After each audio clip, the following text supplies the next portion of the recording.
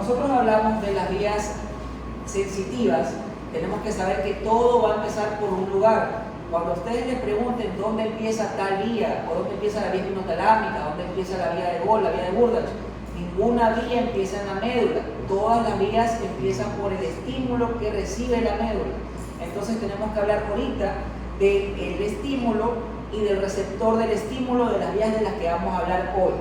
Entonces vamos a hablar hoy día de, nuevamente, el órgano más grande del cuerpo que corresponde a la piel. Entonces, de color naranja, nosotros estamos dibujando a la piel. La piel, como ustedes saben, va a tener 5 estratos que ustedes estudiaron en micro 1, y obviamente eso no entra acá, pero sí tenemos que saber que van a haber distintos receptores. Cada uno de esos receptores tiene una función distinta. Por lo tanto, vamos a empezar a hablar ahora del primer receptor.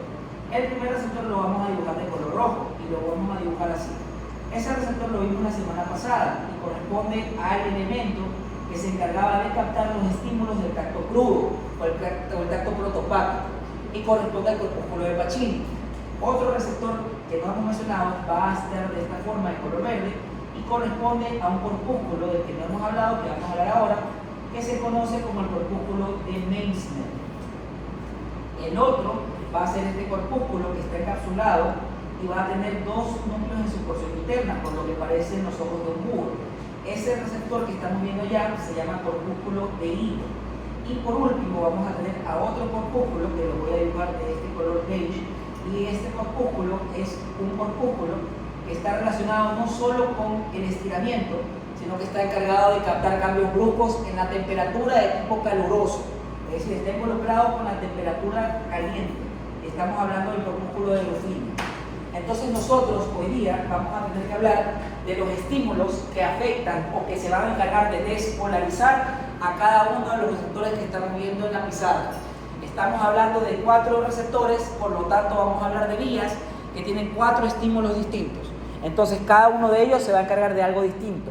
Cuando hablamos de la vía por excelencia, de la vía del hemisco medial, nosotros estamos hablando de que le va a dar a usted la capacidad de ubicarse en 3 dimensiones. Es decir, el que va a hacer que cuando usted escriba no choque con el de lado. Cuando usted se saque el mandil antes a lo que sale, no se choque con nadie. Que cuando esté escribiendo en su puesto no se choque con nadie.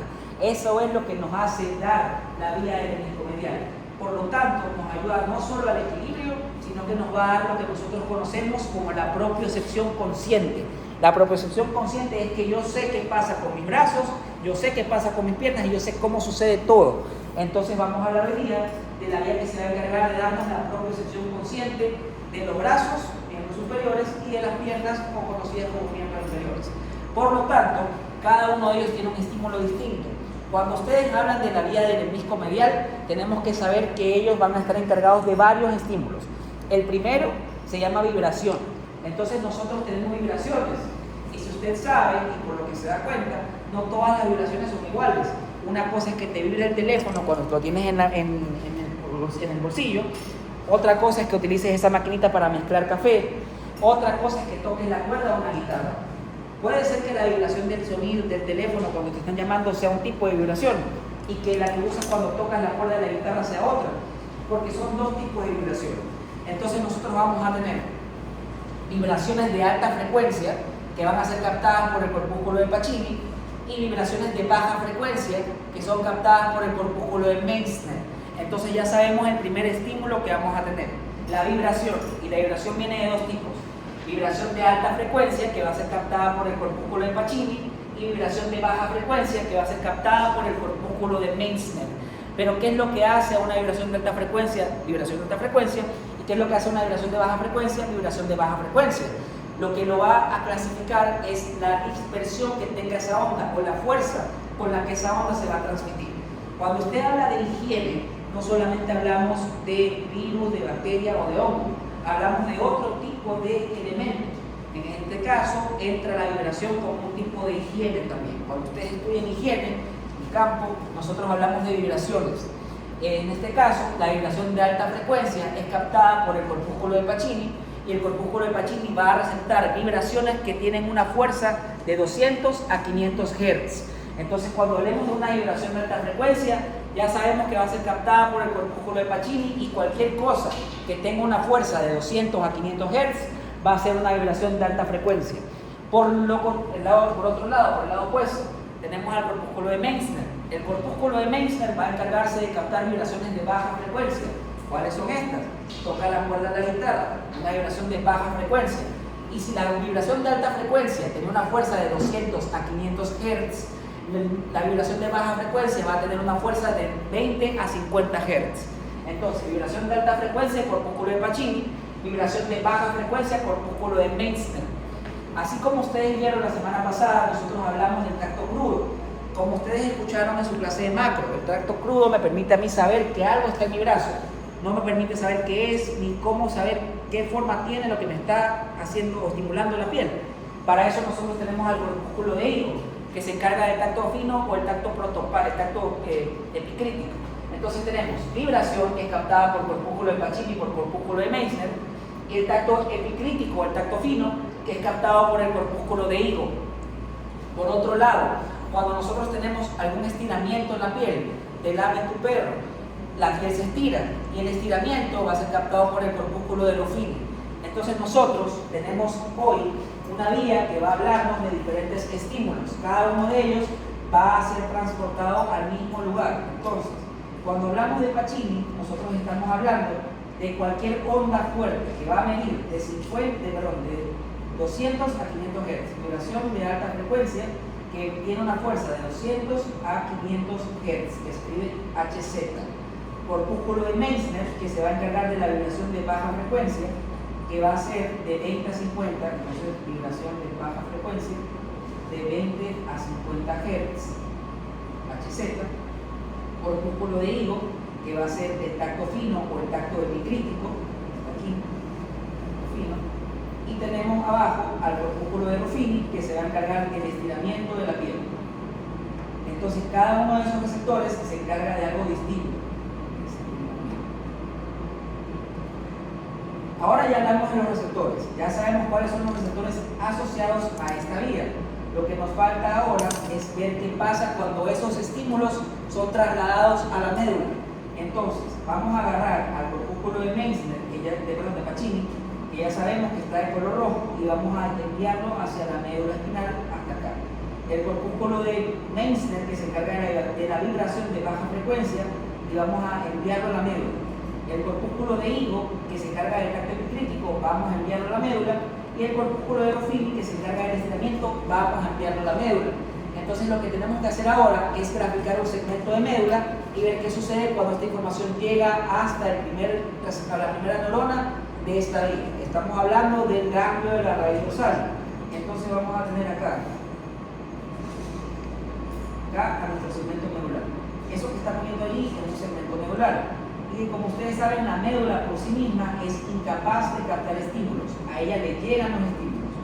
Entonces vamos a tener astas dorsales, que ya las estudiamos la semana pasada, astas ventrales, y el canal central medular o el conducto pendimario, que se encarga del entrecruzamiento de las fibras y también de permitir el paso del líquido cefalorraquídeo. Entonces vamos a tener acá a nuestro elemento, a nuestra primera neurona, que la vamos a dibujar de color morado allí, y la vamos a dibujar de color morado acá.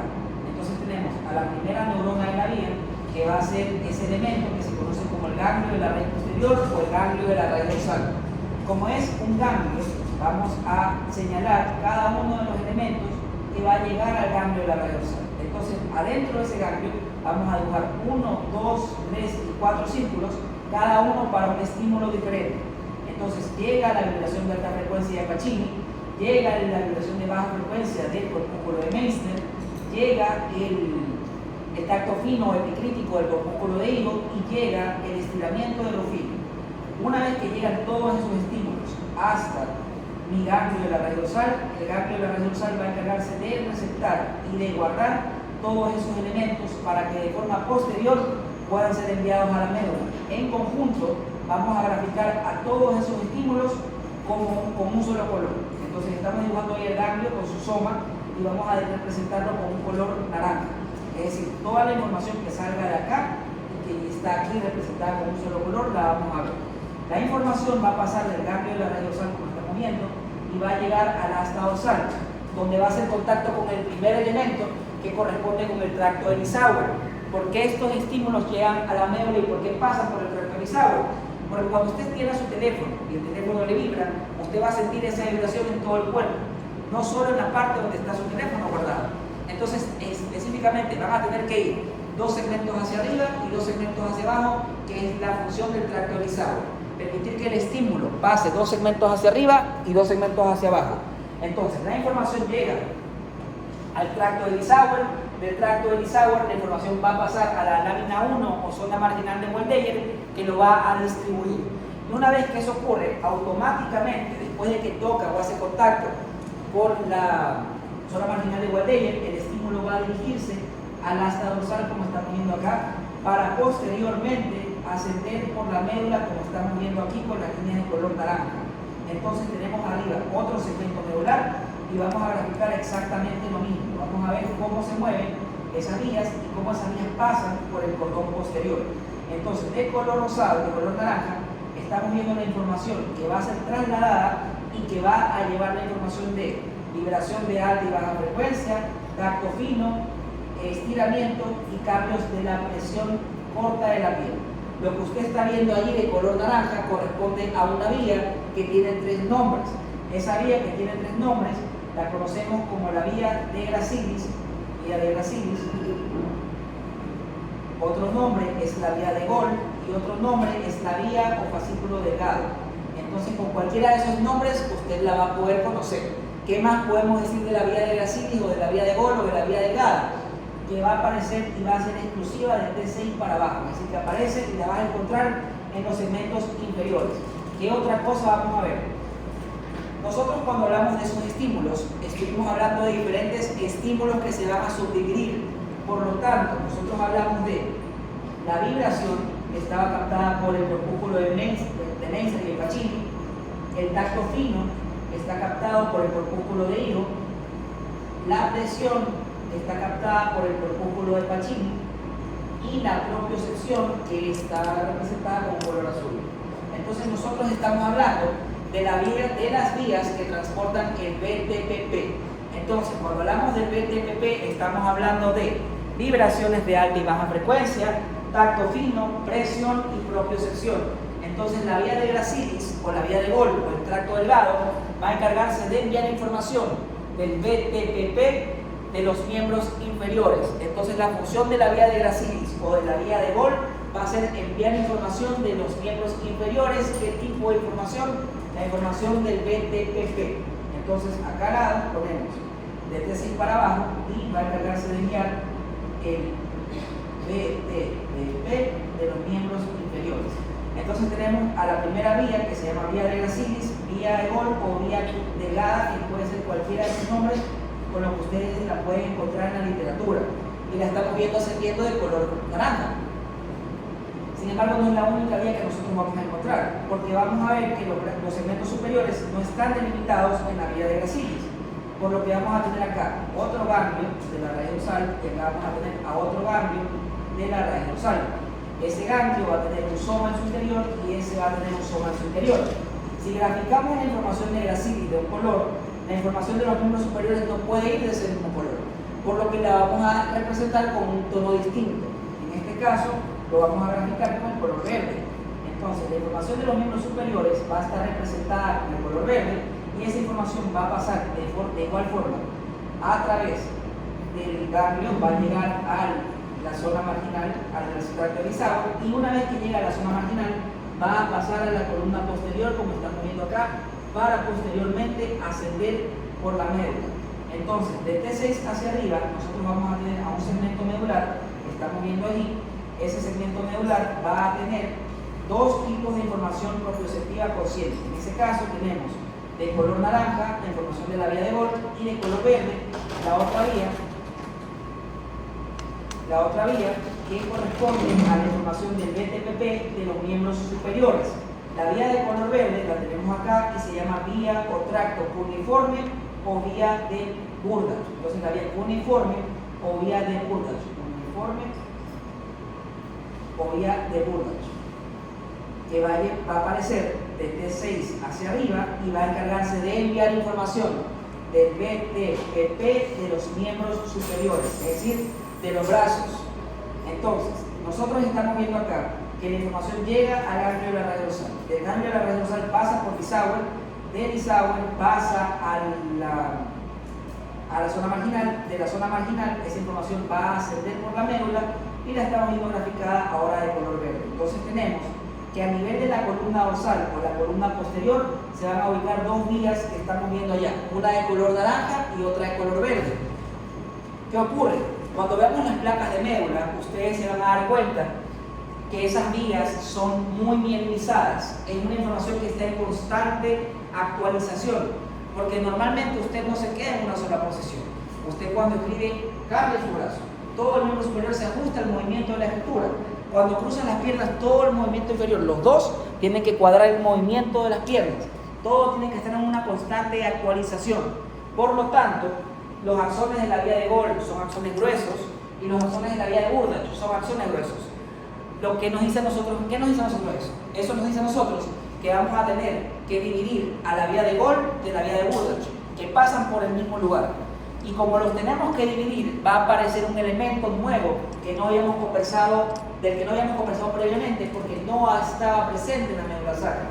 Entonces vamos a tener acá nuestro segmento de médula, que ya dibujamos y lo vamos a poner aquí.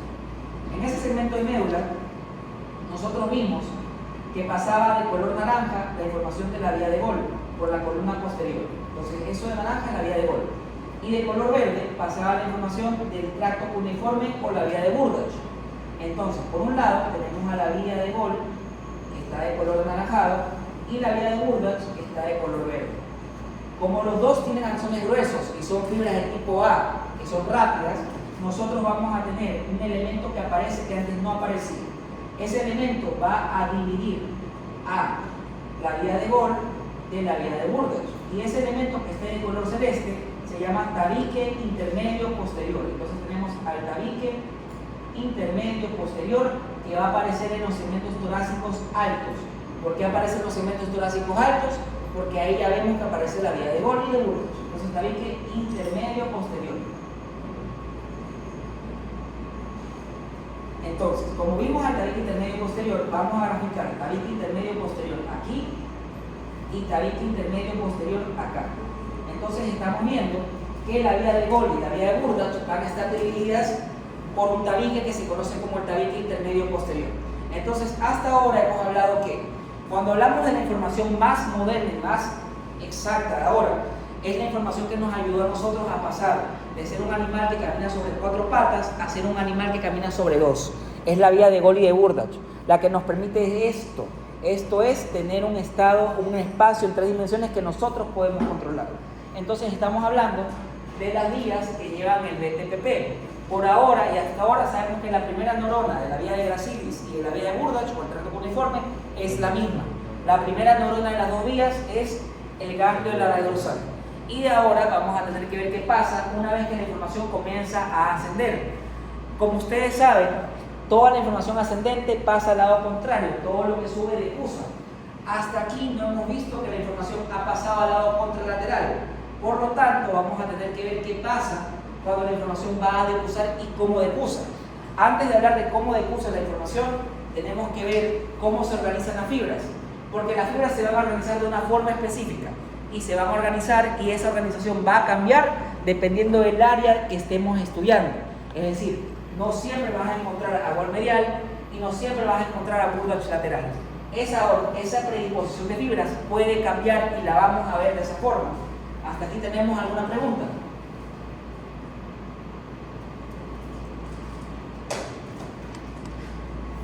A ver, entonces, vamos a avanzar y vamos a ascender hasta la primera porción del tronco cefálico que ya vimos en la clase pasada. La primera porción del tronco cefálico corresponde al bulbo raquídeo, que también tiene un surco medio anterior que estamos viendo allí. Aparte del surco medio anterior, vamos a tener a un elemento que se conoce como el surco preolivar, que estamos viendo allí, y a otro surco que se conoce como el surco retroolivar, que estamos viendo acá. Como vamos a ver en la clase que viene, la siguiente semana, sabemos que entre surco medio anterior y surco preolivar tenemos al lugar por donde bajan los axones de la vía motora por excelencia, que es la pirámide vulvar. Entonces, entre surco medio anterior y surco preolivar tenemos pirámide vulvar y pirámide vulvar. Y entre surco preolivar y retroolivar tenemos a la oliva vulvar, que va a ser el lugar donde se almacena el núcleo olivar inferior o el complejo olivar inferior. ¿Por qué te lo menciono? Porque así como tenemos un surco medio anterior, vamos a tener un surco medio posterior. Y a diferencia de la médula, ese surco medio posterior va a estar delimitado por unos elementos que estamos observando ahora de esa forma de color blanco, que vamos a conectar aquí y acá. Esos elementos que estamos viendo arriba van a ser el lugar donde se almacena la segunda neurona de las vías del BTPP de los miembros superiores e inferiores. Y tenemos aquí a un núcleo, que estaba en ese color naranja, vamos a tener acá un núcleo y vamos a tener acá otro núcleo. Ese núcleo que ustedes están viendo allá se conoce como el núcleo de Gracilis o el núcleo de Gol. Y de color verde vamos a tener al núcleo cuneiforme o al núcleo de Burdach. Entonces tenemos núcleo de Gol, núcleo de Burdach o núcleo de Gracilis y núcleo cuneiforme, que puede ser cualquiera de los dos nombres. Como ustedes vieron esta información, la información del BTPP de los miembros inferiores asciende como la vía de color naranja o la vía de Gracilis, y la de los miembros superiores asciende como la vía de color verde o la vía cuneiforme. Esa información va a tener que llegar a los núcleos o tubérculos homónimos, es decir, va a llegar al núcleo que tiene el mismo nombre de la vía que le manda la información. Entonces, la vía de Gracilis va a ingresar por la parte posterior, porque las vías ingresan por la parte posterior. Ingresa por la parte posterior la vía de Gracilis de un lado y la vía de Gracilis del otro. Y la vía de Burdach también va a ingresar de forma posterior por un lado e ingresa del otro lado, todo por la parte posterior. Y una vez que ingresa la información por la parte dorsal o posterior del bulbo, sí, esa información llega y va a activar al tubérculo o ganglio de Gol o de Gracilis. Y cuando hablamos de la vía de Burdach o el tracto cuneiforme, asciende la información, esa información va a llegar también a la segunda neurona, entonces entra, despolariza, entra y despolariza. Y una vez que entra y despolariza, la información del lado derecho va a pasar al lado izquierdo y la información del lado izquierdo va a pasar al lado derecho. Entonces vamos a tener morado, rosado, naranja para un lado y verde para el otro. Vamos a tener que la información de un lado va a pasar hacia el lado contralateral, como estamos viendo acá, y la información del otro lado, del lado contrario, va a ser exactamente lo mismo, como estamos viendo acá. Entonces la información del lado derecho va a pasar al lado izquierdo y la información del lado izquierdo va a pasar al lado derecho, como estamos viendo acá. Entonces nosotros estamos viendo cómo la información sensitiva de los miembros inferiores y superiores pasa al lado contrario. Es decir, no decusan a nivel de la médula, van a decusar a nivel del bulbo. Y así como hablamos que la información pasó al lado contrario, no podemos avanzar sin decir cómo se organizan esas fibras. Entonces, a nivel de la médula, en los segmentos torácicos altos, ustedes van a tener a los axones ordenados de esta forma. Entonces tenemos un círculo que está acá y ese círculo va a representar la información de la médula en un segmento específico. Entonces vamos a tener ese círculo acá y vamos a ver que lo que pasa en esta porción de aquí lo vamos a ver representado acá. Lo que está aquí va a estar acá. Entonces, medial está Gol, por lo tanto esta parte medial la vamos a colorear de color naranja, como estamos viendo aquí. Y la parte lateral que está acá está de color verde, es decir, está con la vía de Burdach, por lo que la vamos a representar de color verde. Entonces tenemos que por un lado pasa la vía de Gracilis o de Gol y por el otro pasa el tracto cuneiforme o de Burdach. ¿Qué pasó? La información ascendió hacia el bulbo raquídeo, donde está la segunda neurona de la vía.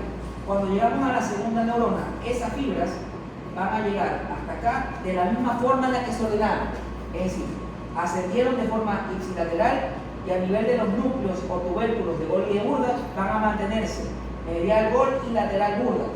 Pero cuando las fibras pasan al lado contrario, la información va a tener un cambio.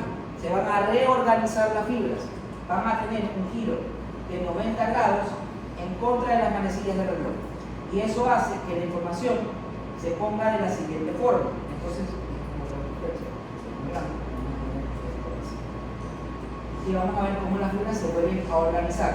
Entonces hay un giro de 90 grados en contra de las manecillas del reloj. ¿Eso qué significa? Que lo que estaba lateral va a pasar a ubicarse en la porción dorsal o posterior. Entonces se pone acá de color verde, es decir, Burdach se va a poner atrás. Y vamos a tener acá de color naranja a la información del tracto de Gracilis o de la vía de Gol. Entonces, la información de Burdach o el tracto cuneiforme queda arriba y la información del tracto de Gol o Gracilis queda abajo. Entonces, ¿dónde pasa eso?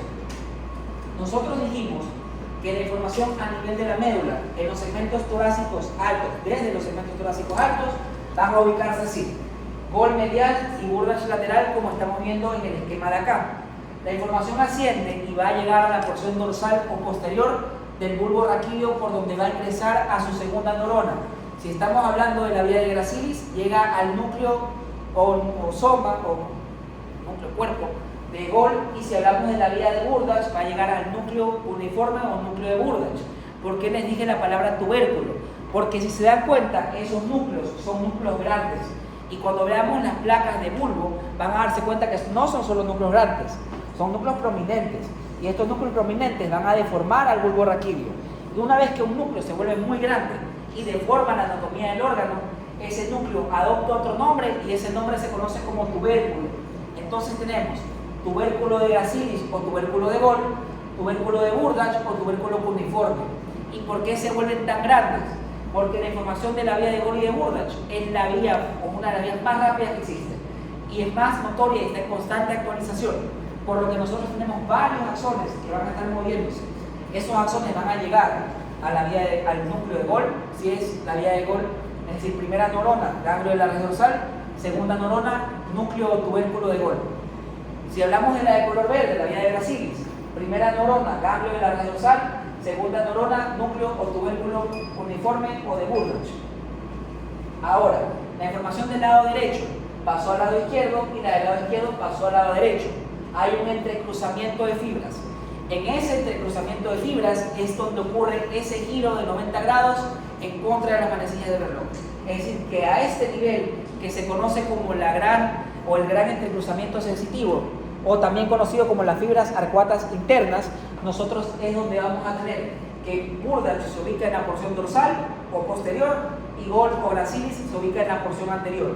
Entonces, a nivel del entrecruzamiento sensitivo mayor o a nivel de las fibras arcuatas internas, la información de Burdach pasó de estar lateral a estar posterior, y la información de Gol pasó de estar medial a estar anterior. Es decir, que a nivel de las fibras arcuatas internas o entrecruzamiento sensitivo mayor, el orden cambió, da un giro de 90 grados en contra de las manecillas del reloj, por lo que Burdach o el tracto cuneiforme se pone en la porción posterior o dorsal y Gol o Gracilis se ubica anterior.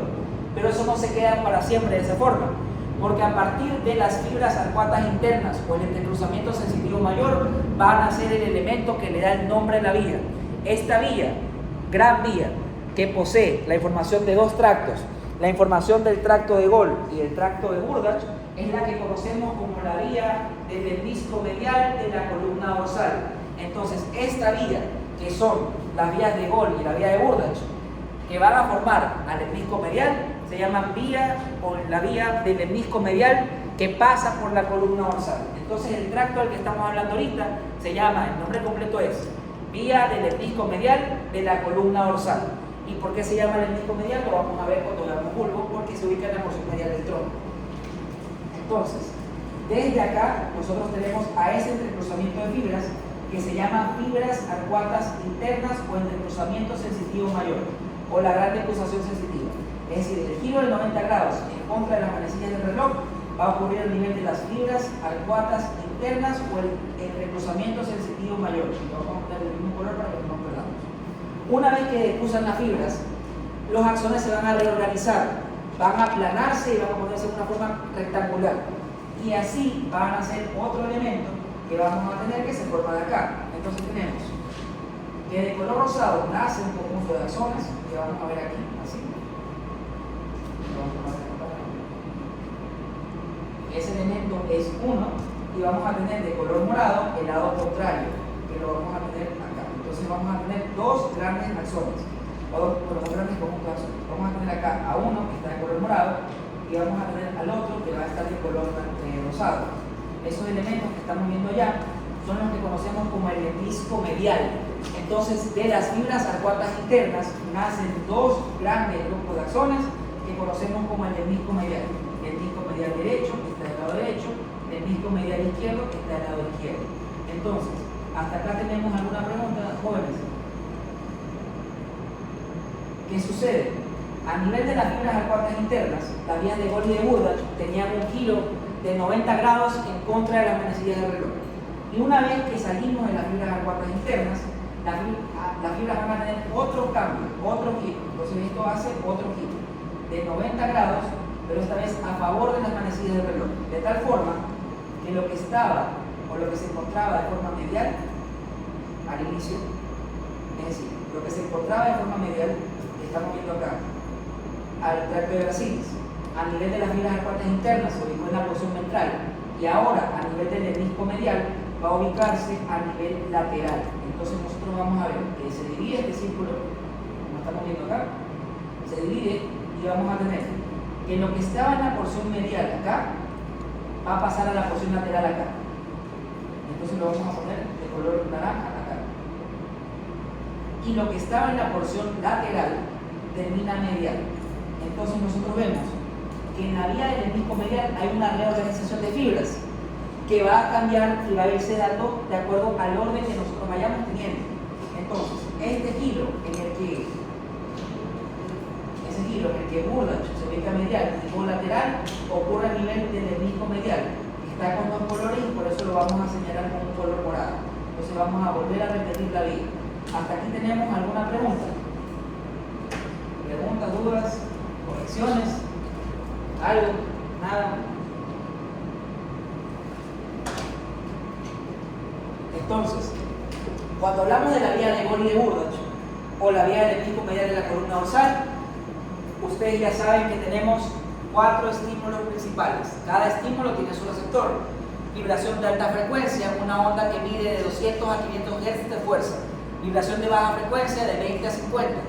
Tacto fino o tacto epicrítico por el corpúsculo de Higo. Y tenemos al corpúsculo de Ruffini que mide el estiramiento. Toda esta información va a ser trasladada a la primera neurona de las dos vías. Es decir, la vía de Gracilis tiene como primera neurona al ganglio de la red dorsal y la vía de Burdach tiene como primera neurona al ganglio de la red dorsal. Como todo lo que sube pasa al lado contrario, todo lo que sube decusa, nosotros no estamos viendo aquí ese entrecruzamiento a nivel de la médula. Esa es la razón por la que hay un giro a nivel de las fibras. Esa es la razón por la que se reorganizan las fibras. Porque si las fibras se decusaran a nivel inferior, a nivel de la médula, nosotros no tendríamos este cambio en la predisposición de las fibras. Sin embargo, porque las fibras decusan a nivel superior, hay un cambio a nivel de las mismas. Entonces, ¿cómo va a pasar todo?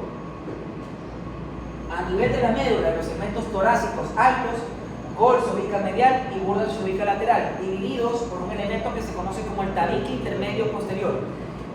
En la médula, de T6 hacia arriba, se van a ubicar así: Gol medial y Burdach lateral, como está representado aquí. Una vez que la información llega al bulbo, la información va a pasar de un lado hacia el otro, dándonos como origen esto. Este lugar se conoce como el entrecruzamiento sensitivo mayor o las fibras arcuatas internas. Y en las fibras arcuatas internas hay un giro en el orden de 90 grados en contra de las manecillas del reloj. Pasa así.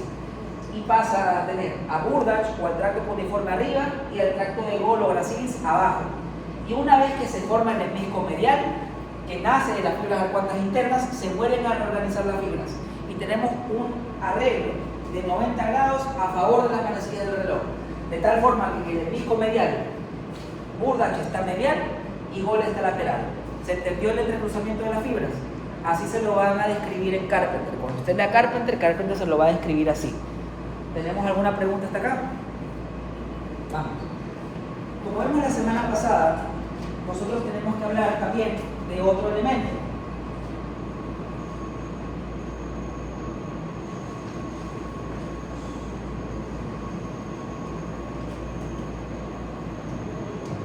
La información va a ascender y va a llegar hasta un elemento que usted ya conoce, el tercer ventrículo. Entonces vamos a tener acá al tercer ventrículo de un lado. Bueno, está esta unidad con nosotros. Tercer ventrículo acá, tercer ventrículo acá, acá un tercer ventrículo. Y lateral al tercer ventrículo, nosotros vamos a tener al tálamo. Entonces tenemos a un tálamo de un lado, tálamo aquí,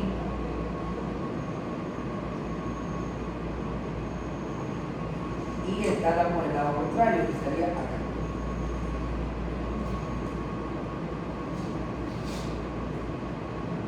¿qué sucede con el tálamo? El tálamo va a ser el que se va a encargar de enviar la información a donde tenga que llegar. Entonces, como vimos en la clase pasada, el tálamo va a estar dividido por un elemento que se llama lámina medular interna, que lo estamos viendo graficado acá de color azul. Ese elemento que estamos viendo acá de color azul se llama lámina medular interna o lámina intermedular talámica, que me va a dar elementos, 3 lóbulos.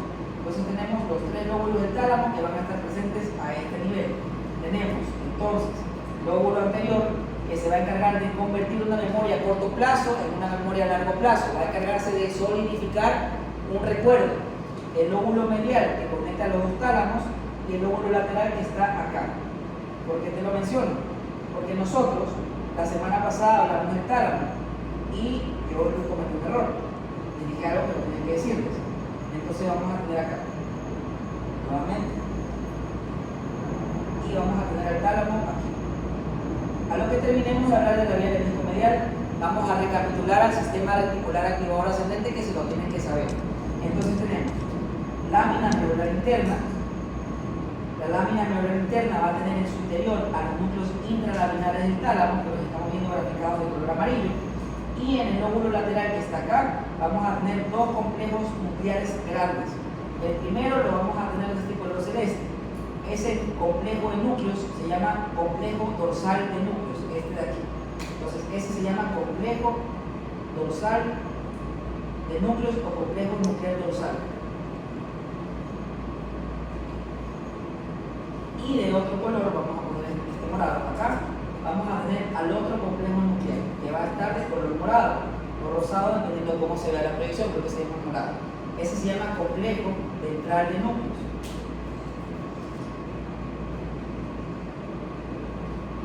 Y el complejo ventral de núcleos se va a subdividir. Tiene dos núcleos sensitivos o dos núcleos motores y va a tener dos núcleos sensitivos. Por un lado tenemos al núcleo ventral anterior, que es un núcleo motor, al núcleo ventral intermedio, que es un núcleo motor, y vamos a tener dos porciones adicionales. Una que está de color rosado, que estamos viendo allí, y la otra que va a estar de color celeste, que la vamos a tener un poquito más abajo. Esos elementos son la porción del núcleo ventral posterior. Y el núcleo ventral posterior se va a subdividir en dos núcleos: el núcleo ventral posterolateral y el núcleo ventral posteromedial. Entonces, ¿por qué te lo menciono? Porque nosotros estamos hablando de información sensitiva ascendente. Toda la información sensitiva ascendente de la que estamos hablando ahora es del cuello para abajo. Nada es del cuello para arriba. Es decir, todo es brazos, piernas, abdomen y tronco. Esa información que es sensitiva, que es de miembros superiores, inferiores, tronco y abdomen, va a llegar acá. Va a llegar al núcleo ventral posterolateral. Entonces, si un gato te aruña en el brazo o en la pierna, la información llega al núcleo ventral posterolateral. Pero ¿qué pasa si el mismo gato te aruña en la cara? La información no va a llegar al núcleo ventral posterolateral. La información va a llegar al núcleo ventral posteromedial. Entonces el núcleo ventral posterolateral se encarga de la información sensitiva del cuello para abajo y el núcleo ventral posteromedial se encarga de la información sensitiva del cuello para arriba, de toda la cara. Entonces, ¿de qué se encarga el complejo dorsal de núcleos? El complejo dorsal de núcleos es un núcleo de asociación. La razón por la que ustedes están viendo esto desde allá, desde lejos, y vemos que esto parece un semicírculo, que esto parece una pirámide, que acá hay una letra V, acá una letra A, que aquí se ve PL, acá BPM, que tú puedas leer acá el COM, dorsal, núcleos, y que sepas que eso es español, es la función del complejo dorsal de núcleos, que se va a encargar de agrupar la información visual. Uno de los núcleos o uno de los lóbulos más importantes del tálamo se llama pulvinar, y el pulvinar está en el complejo dorsal de núcleos. ¿De qué se encarga el pulvinar? El pulvinar se va a encargar de asociar al área 17, 18 y 19. Es decir, es el que se va a encargar de hacer que tú veas que lo verde parece un círculo, que tú veas que lo que está escrito de color turquesa o celeste claro es COM, dorsal, núcleos, y que sepas que eso es español, y que sepas que lo que está acá de morado dice ventral, y que lo que está acá dice núcleos también. Es decir, el pulvinar se va a encargar de hacer que tú puedas agarrar toda la información y la puedas procesar. Entonces, el complejo dorsal de núcleos tiene núcleos asociativos, sobre todo núcleos que asocian la función visual. Y el complejo ventral va a tener núcleos motores y sensitivos. El ventral anterior y el ventral intermedio son motores, de ellos vamos a hablar cuando veamos la vía piramidal o cuando veamos el encéfalo y tálamo. La información de la vía o el sistema anterolateral va a llegar al núcleo ventral posterolateral, y la información de la cara, toda la información sensitiva de la cara va a llegar al núcleo ventral posteromedial. Ahora que ya sabemos esto y se aclaró la duda, vamos a ver qué sucede después. Es decir, qué sucede cuando la información del núcleo ventral posterolateral, o sea, cuando la información del disco medial llega a su tercera neurona, que está en el núcleo ventral posterolateral del tálamo, es decir, está aquí, está aquí. Entonces tenemos núcleo ventral posterolateral de un lado, vamos a tenerlo acá.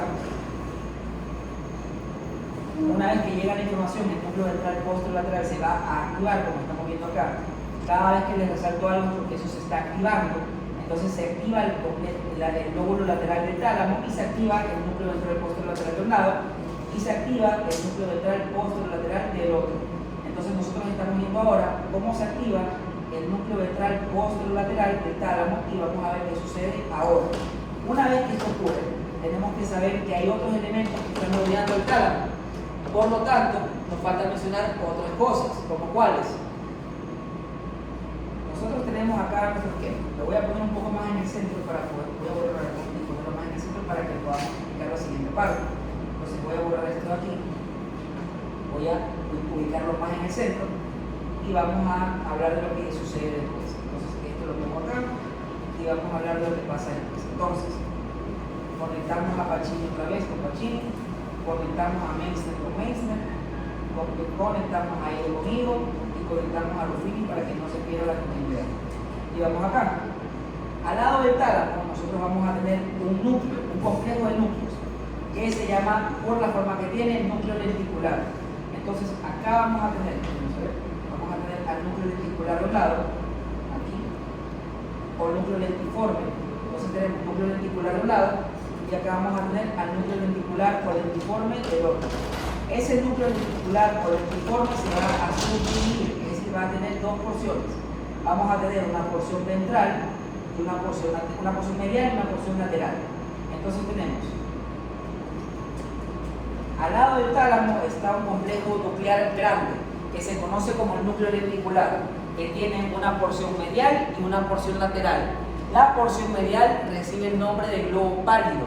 Entonces, el núcleo lenticular que se encuentra lateral al tálamo va a tener dos porciones. Una porción medial que se llama globo pálido y una porción lateral que se conoce como putamen. Entonces, cuando ustedes hablan del núcleo lenticular o el núcleo lentiforme, les están hablando de dos núcleos. Les están hablando del globo pálido y les están hablando del putamen.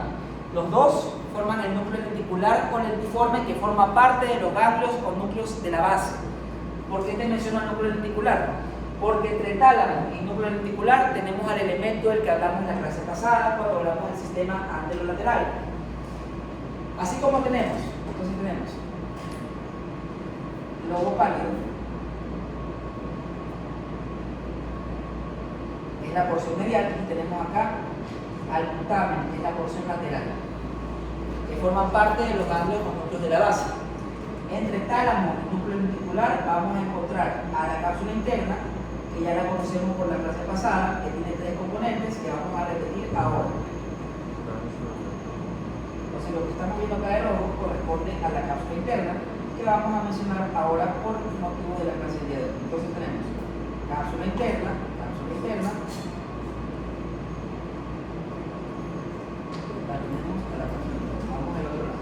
del otro lado vamos a tener también una cápsula interna que no la voy a poder hacer tan grande porque me choca con la definición de las fibras. Entonces vamos a tener cápsula interna de un lado y cápsula interna del otro lado.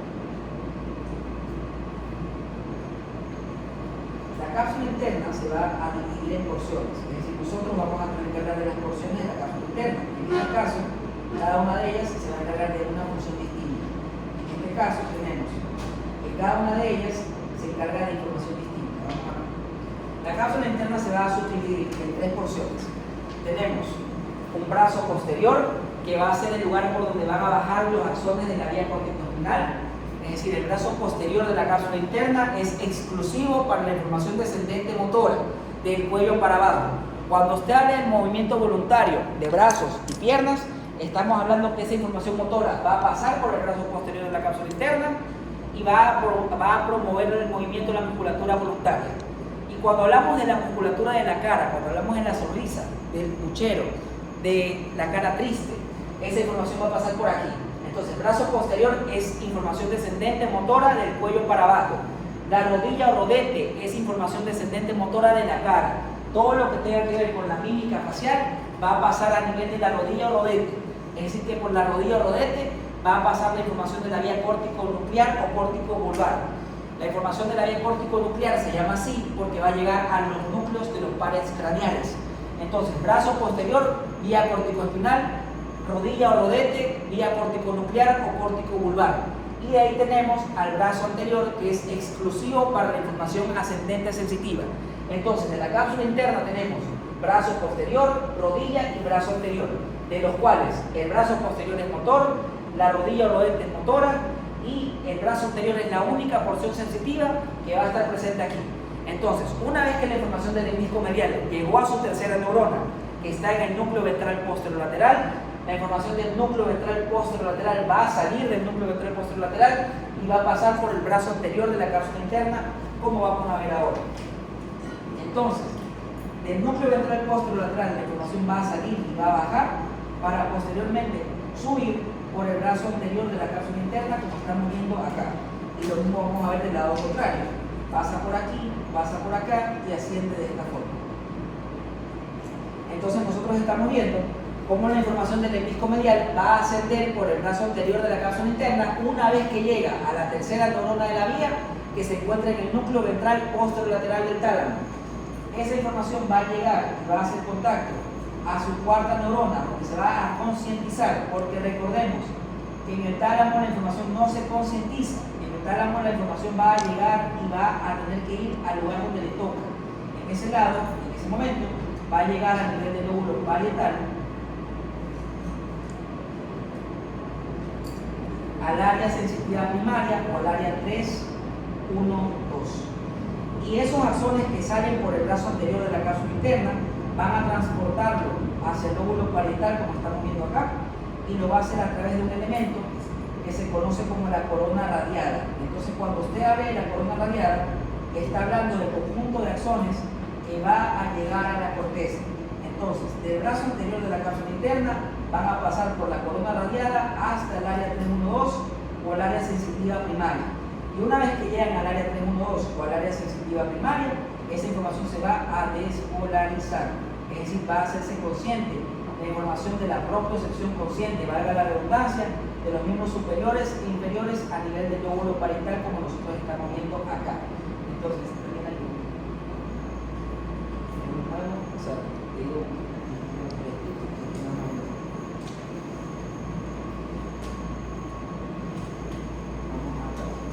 Entonces vamos a explicar otra vez toda la vía con la primera, segunda y tercera neurona.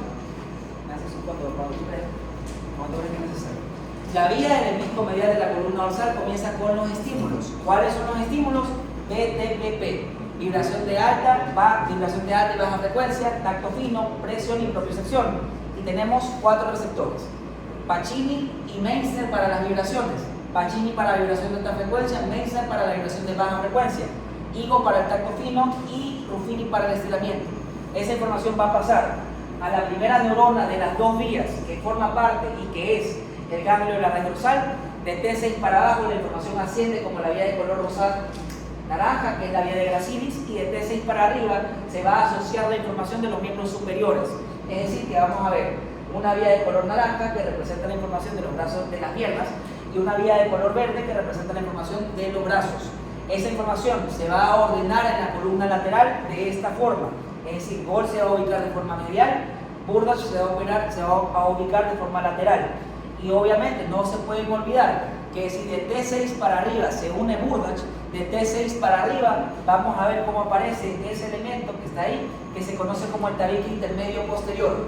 Es decir, que en la médula espinal la información se va a ordenar de esta forma. Gol medial y Burdach lateral. Hazle zoom out y vamos arriba. La información va a ascender y va a llegar a la porción dorsal del bulbo raquídeo, que es la porción más caudal del tronco. Va a ingresar por la parte posterior y como ingresa bastante axón, va a provocar una dilatación, va a provocar que se deforme la anatomía del bulbo. Y como se deforma la anatomía del bulbo en la segunda neurona, esos núcleos reciben el nombre de tubérculo. Tubérculo de Gracilis, tubérculo cuneiforme, tubérculo de Gol, tubérculo de Burdach. La información del lado derecho pasa al lado izquierdo, la información del lado izquierdo pasa al lado derecho y genera ese elemento que se conoce como el entrecruzamiento sensitivo mayor o también conocido como las fibras arcuatas internas. ¿Qué pasa en las fibras arcuatas internas? En las fibras arcuatas internas tenemos un giro de 90 grados en contra de las manecillas del reloj, lo que hace que Burdach se ubique en la porción dorsal o en la porción superior y Gol se ubique en la porción anterior o abajo.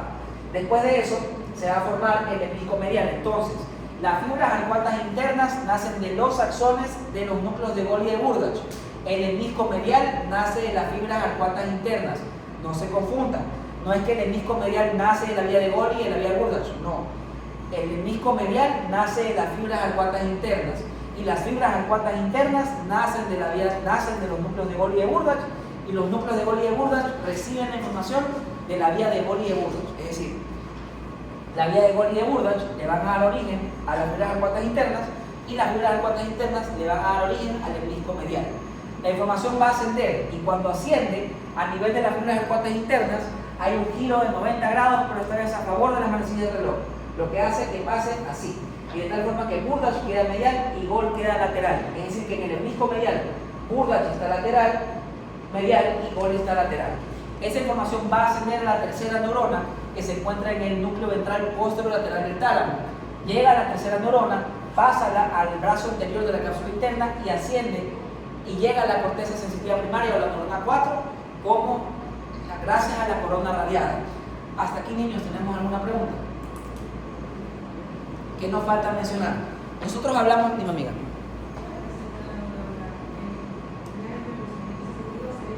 No, la segunda neurona, la segunda neurona de la vía de Gracilis es el núcleo o el tubérculo de Gracilis. Y la segunda neurona de la vía de Burdach o el tracto cuneiforme es el núcleo de Burdach o el tubérculo de Burdach. La segunda neurona de la vía de Gracilis es el núcleo que lleva su nombre. Y la segunda neurona de la vía de Burdach, creo que es igual al inicio, es el núcleo que lleva el nombre de esa vía. Es decir, la segunda neurona es el núcleo homónimo de la vía. La tercera neurona de las dos está en el núcleo ventral posterolateral y la cuarta neurona está en el área sensitiva primaria o el área 312. ¿Qué pasó? Hagamos eso. ¿Por qué nosotros estudiamos esta vía? ¿De qué dijimos al inicio? ¿Qué dijimos al inicio de la clase? Dijimos que la vía de la que estamos hablando el día de hoy se va a encargar de darles a ustedes la capacidad de no chocar con la persona que tienes al lado, de estar como estás, de no moverte, cuando escribes no chocarte con la persona al lado, no tirar el microscopio. Se va a encargar de darte tu posición en 3 dimensiones. Eso ya hemos dicho. Y aparte de eso, dijimos que teníamos diversas sensaciones adicionales. Es decir, que la vía de Gol y de Burdach son axones que se pueden dañar, axones que se pueden lastimar. Y cuando se lastiman esos axones, tenemos cambios y tenemos clínica que se va a presentar en el paciente. Las enfermedades neurológicas son de diagnóstico clínico. Usted manda la prueba complementaria cuando ya tiene la sospecha de un diagnóstico. Es decir, Daniela, vamos abajo a los receptores, por favor. Acá. ¿Qué sucede cuando se dañan los receptores de la vibración de alta y baja frecuencia? Estos daños pueden ser por diversas causas. Háblese causa metabólica, háblese causa neoplásica o háblese de una causa autoinmune. Puede ser 3 tipos de daños. Metabólica es una cirrosis hepática, una diabetes mal controlada, un hipo o un hipertiroidismo. Son daños metabólicos.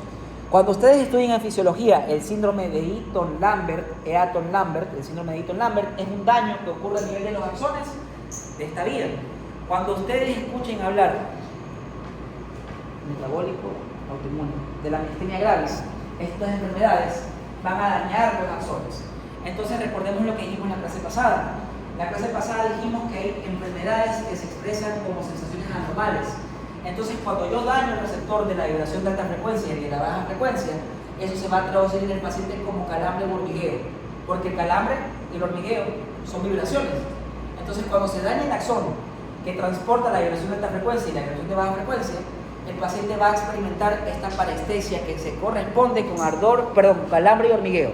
Y cuando se daña el músculo de Ruffini, que era el encargado del estiramiento y también del cambio brusco de temperatura, el paciente siente el calor. Entonces, por eso usted ya sabe ahora cómo es que se dan las parestesias. Cuando se daña el axón que transporta las vibraciones, tenemos calambre y hormigueo. Y cuando se daña la información de Ruffini, o se daña el axón de Ruffini, tenemos el calor. Entonces la parestesia, ¿qué era? Era una sensación anormal de ardor, calambre y hormigueo. Entonces tenemos, se dañan los dos de arriba, calambre y hormigueo, vibración. Se daña Ruffini, ardor.